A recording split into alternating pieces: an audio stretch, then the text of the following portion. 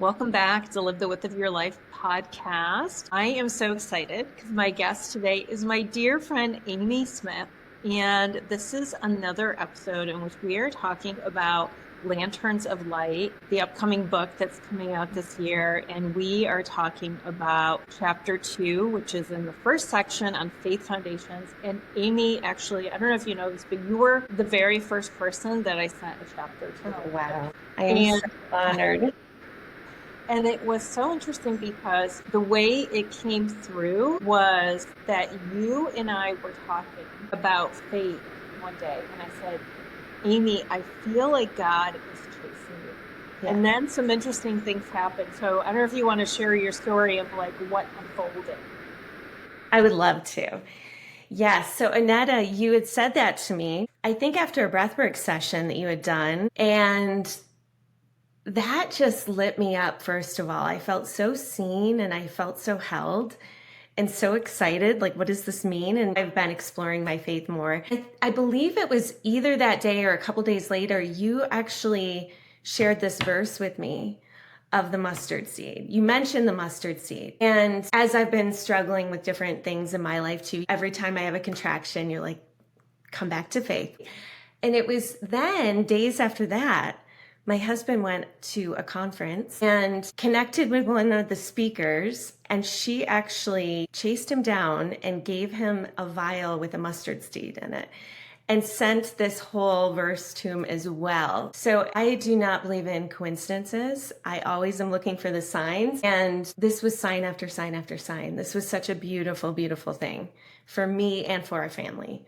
So thank you for sharing this with me. And I keep coming back to this and rereading it. And every time I get something different from it. It's so beautiful.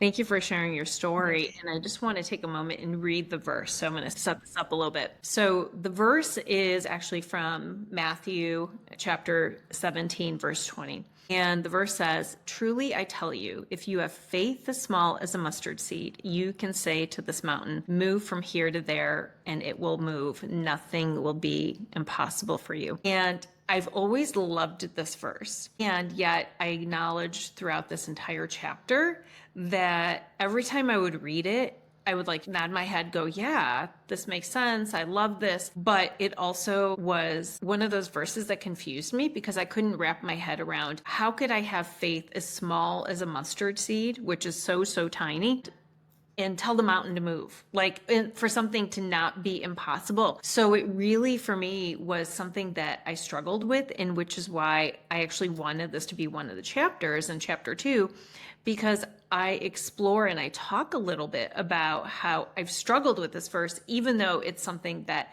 has always meant so much to me. Yeah. Aneta, what was coming up for me, so I've struggled as well. I was raised in the Catholic Church, very strict upbringing with that and having to go to church and catechism.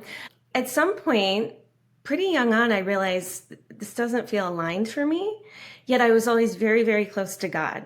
I think I've shared this with you. God was my best friend growing up. I prayed a lot. I talked to God a lot, and I always carried him with me. And what I got from this verse and from reading and rereading this is like our faith is, no matter how small, it's enough. We are enough for God. Like God is always going to be there. Even if we come with faith the size of a mustard seed, so very small, God is there.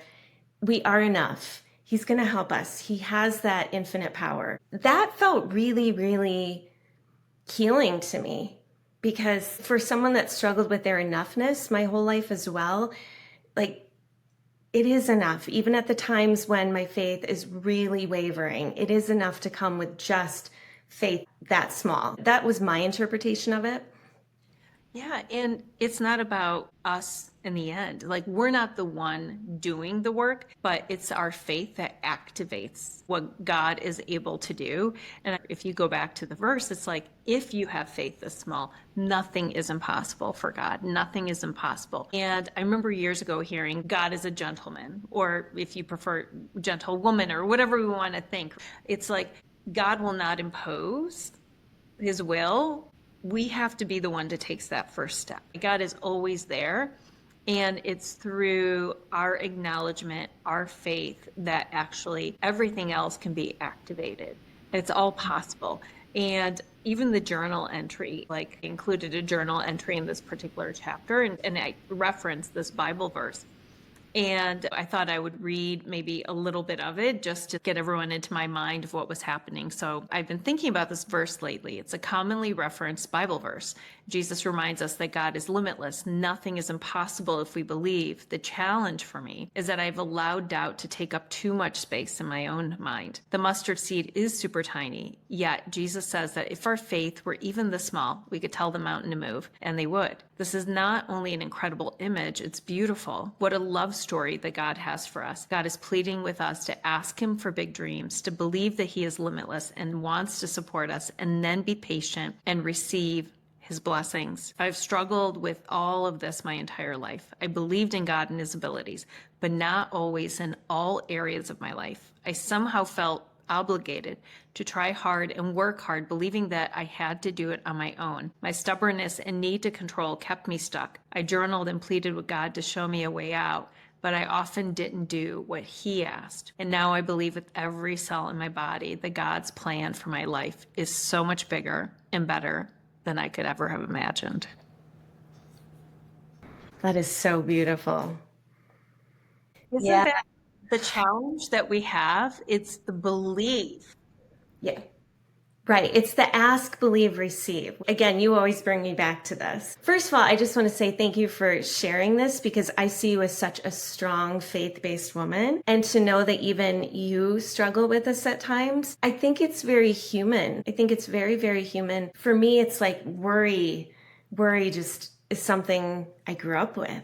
That's what I learned from my mom too, just worry and hypervigilance. And to be able to acknowledge that we have that, but also we can have the faith and we can continue to work on it. And the ask, believe, receive, we have to ask. Like, that's the first thing. And that's the thing I feel like comes the easiest to me, but it's usually, Aneta, when situations are when I'm really struggling, or when it's that insurmountable situation or unknown or health issues or something really, really big that I don't have control over. That's usually when I remember ask. And then we have to believe. And I think this chapter is what helps me believe, to remember that all you need is that little bit of faith. And sometimes it's a lot of faith, but all you need is that, and to ask God to co-create, right? To help you. And then it's the believing and receiving. So I think I struggle most with the believing and the receiving part at times. But yeah, this was profound to hear you say that you've struggled with this your entire life. That to me just helped me feel not alone, I think, in my journey with asking and co-creating with God and having that faith. And I think for me, it's the aspect of turning everything over, all areas. And so, like you said, sometimes it's easier for us to believe and to pray when we think, well, someone's received a diagnosis. I don't have control over that. I can pray for them. I can ask God to intercede and to heal. I can't heal this person. And so it just seems logical. And yet for other things, we believe that we're the ones in control. And that's the part that's funny, because even being an entrepreneur, I know every single penny, every single client that's come into my business is not because of me. Like, it really is God's provision. And if I do my part, which is staying aligned, staying connected, loving people, doing what I can within my experience, using my skills and my gifts, then I will be blessed and I'll be a blessing to others by doing that first. And yet we somehow think that if we strive, if we push, so I feel like the business area sometimes is hard for us. We think that we have to do that. That's not something that is also comes from God, or that we can't expand our faith to that particular area. Or maybe it's like relationships. I think everyone has a particular part of it. But what I loved here, because I don't believe in coincidences either, is that I shared this verse with you, and then I shared the chapter, and then your husband went, and you're like, he met this woman unexpectedly, talked to her about stuff that's going on, and she gave him the mustard seed. But this all happened within, like, I don't know, a week of each other, Yeah. like a week. And so for me, like strengthened my own faith because I thought, look at this. I'm part of something sharing this with Aimee that literally is from the divine because God wasn't just working through me for you, but was working through this other woman for Jeremy. Yes, for our whole family. Well, this comes back to maybe this might be the time to start talking about this, but the biggest mountain in my life. Because in this chapter 2, you ask, what is the mountain you're facing? So, first of all, well, I want to go back to what you said about business. This is actually, for me as an entrepreneur, this is having the faith is probably one of the bigger challenges I'm facing. So the business aspect for sure. Relationship wise, I got that down, family, all that. But the business is mine right now, currently.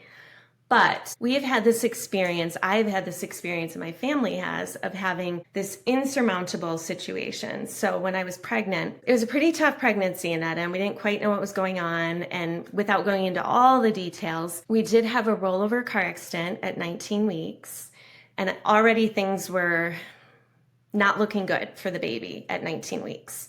There were some signs that I had very, very low amniotic fluid. I was bleeding. There were some other things that just didn't seem right. And we were living in New Mexico, and we had gone down to Taos to my doctor, which was an hour from our home. We lived in the mountains of New Mexico. And on the way back home, it was a really bad snowstorm. We hit black ice and our truck rolled 3 times off Taos Canyon. So it was really scary. And from that point on, we had a lot of specialist appointments. Again, nothing seemed like it was okay for the baby. I was told to go home, take my temperature every few hours, see if I was miscarrying, and then go to the hospital. So talk about faith. This is one of those situations you can only control so much. I knew as a mom too, I had to keep the most positive attitude as possible for that baby, for the conditions. And that was really, really hard, Aneta, because it was so scary. And you better believe I turned to God. You know what I mean? This is one of those situations. And as a mother, you love this child more than anything, even if you haven't met them. You love them so much, so much. You will do anything for them. And for them not to be safe in your womb, that was all God help me. God help us. And fast forward, well, I was told actually, one of those appointments, I believe I asked, how long do I have to keep this baby in before they can possibly live? And they told me 24 weeks. And fast forward, our baby was born at 24 weeks. Exactly, to the day. Just viable, barely viable, under a pound. And let me give you the big picture. She is now 18 years old.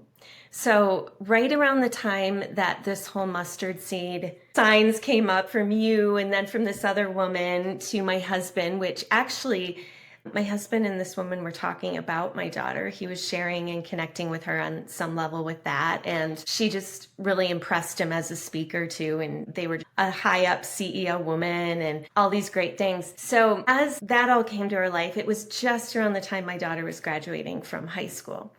And what a reflective point to look back on all these years and all the trials and all the tribulations and all the challenges and all the diagnoses and traumas and this and that, and also just reflect on all the celebrations, on how that little mustard seed of faith that I had when I was told that she would not survive, that I was going to miscarry. And even from then on, we were told all these things, all the worst of the worst, we were prepped for.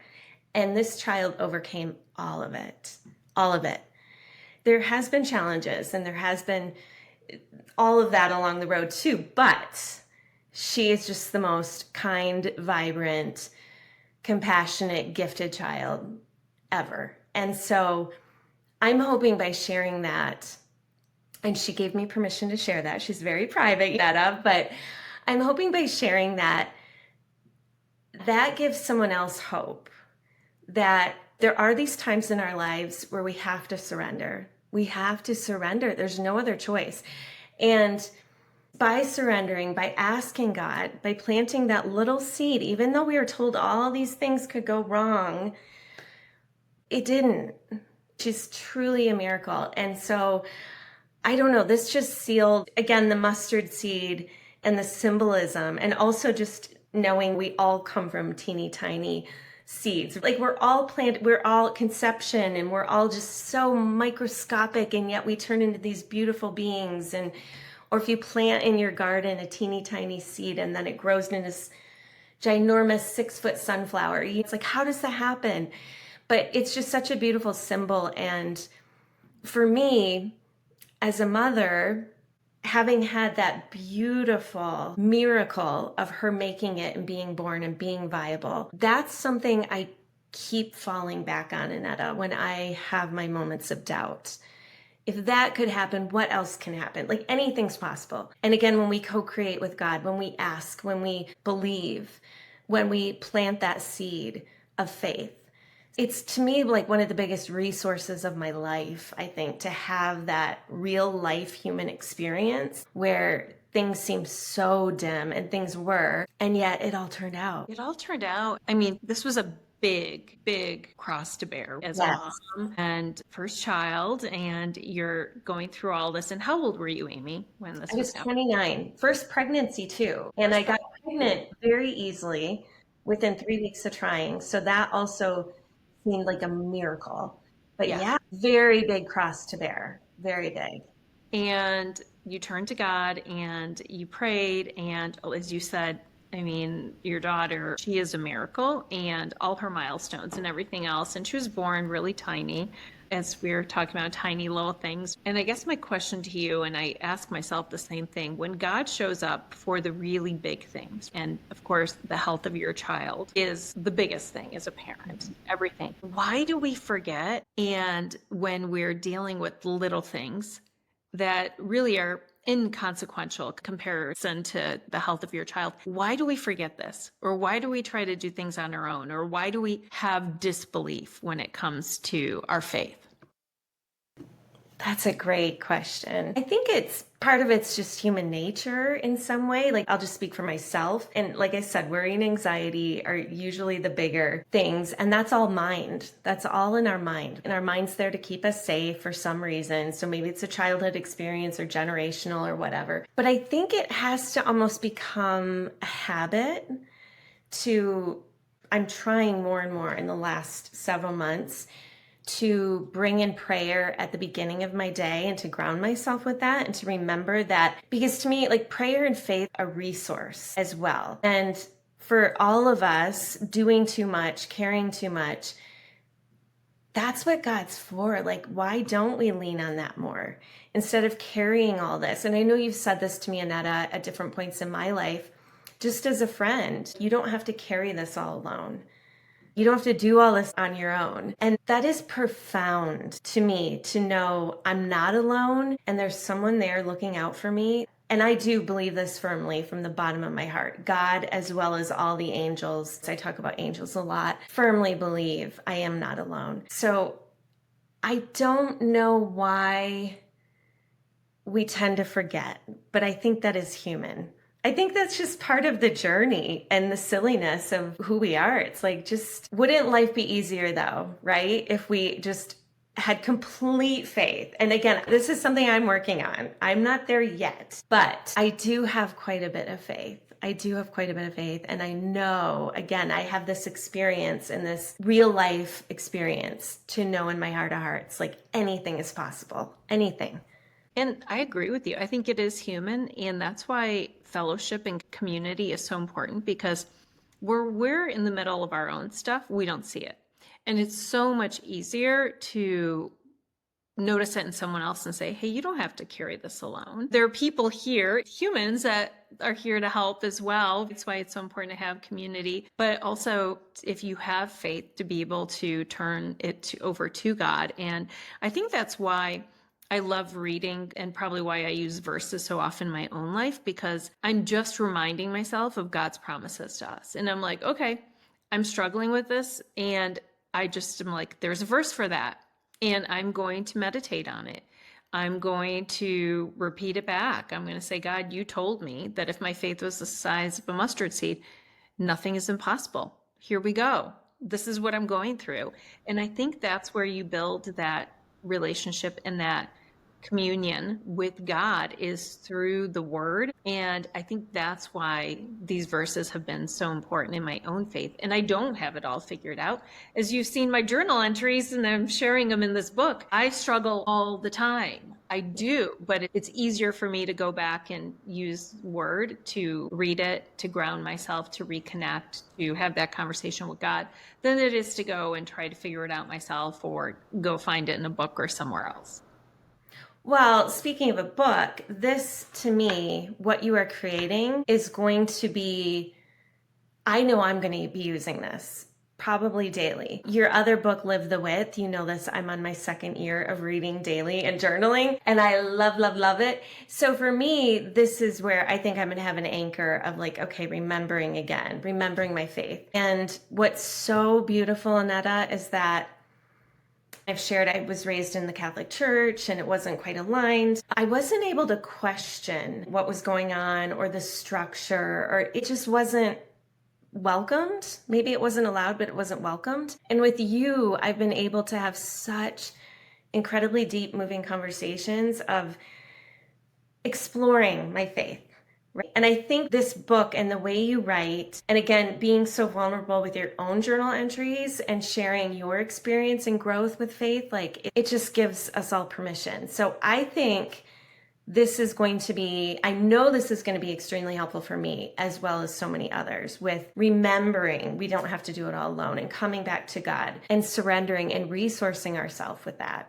I hope so. It's not easy to put my own journal entries in here because you're giving people access to your most private things, but hopefully it's helpful because like you said, you're like, well, I didn't know you struggle with this. And it's like all the time. That's why I write so often. That's why I use these verses and stuff. If folks haven't listened to this before, but every chapter, like it was so important for me to have journal prompts and to ask really deep questions of people. And I know you talked about the one, which is like, what mountain feels immovable right now? And just being able to ruminate, to reflect, to think about these things really makes the lessons much more applicable and digestible. So sometimes we read something, we're like, okay, I don't know what this means. But if you think about it, or another one is what fears or doubts keep this mountain in place. Once you identify it, it I think allows us to go a little bit deeper. And even as I was writing the chapters, I would do the journal prompts and say, what kinds of answers does this evoke even for me? Like, what am I feeling? And then, of course, you and I both love embodiment exercises. And so we